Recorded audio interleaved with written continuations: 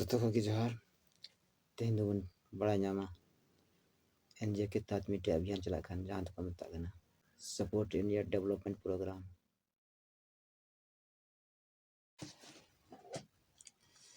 NGO के तहत मिट्टे प्रोग्राम चला खान जहाँ तक मत सपोर्ट इंडिया डेवलपमेंट प्रोग्राम। ओना प्रोग्राम के तहत बेरोजगार और रोजगार खन को जोड़ावे को जहाँ दो पूंजी एम करते स्वरोजगार को एहचे को और यदि स्वरोजगार या अपना हुनर बनो तो गान दो हुनर लगी हो ट्रेनिंग को एमा को तो नित बन बड़ा जामा नवा प्रोग्राम खन या प्रोग्राम के तहत चेलेका स्वरोजगार खन को जोड़ाए को तो नवा प्रोग्राम खन पूंजी लेकाते पैसा एम को जहाँ दो लोन लेका दो वाला ब्याज पे खजो या तो फिर ओना मूलधन रिटर्न बांग हो जहाँ दो पूंजी लेखा एम खान ओना पे लेका होना ने पे रकम होना। नंबर 1 ना होना जहाँ दो 50,000 धबी पूंजी लेखा एम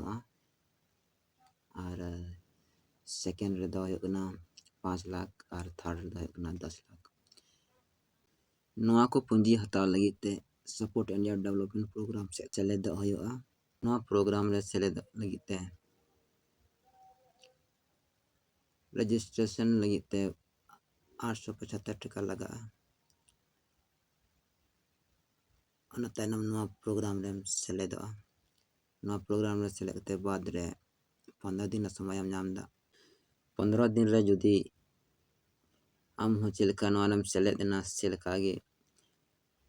20 हड़ा एम रजिस्ट्रेशन चले को खान तबे आम 10 लाख नले खान सहयोगी नाम दा और 20 हड़ बांगते 10 हड़ जुदी नामे को तबे नवा रे 5 लाख सहयोगी नाम दा और आमा सेलेक्ट करते बाद रे जुदी नवा रे मी हड़ हो बम रजिस्ट्रेशन चले को तबे आम दा नवा खान 50,000 ना सहयोगी नाम दा 50,000 खन गे आमा स्वरोजगार एहता यदि आम पर रे कोई हुनर बनु खान तो हुनर को ट्रेनिंग में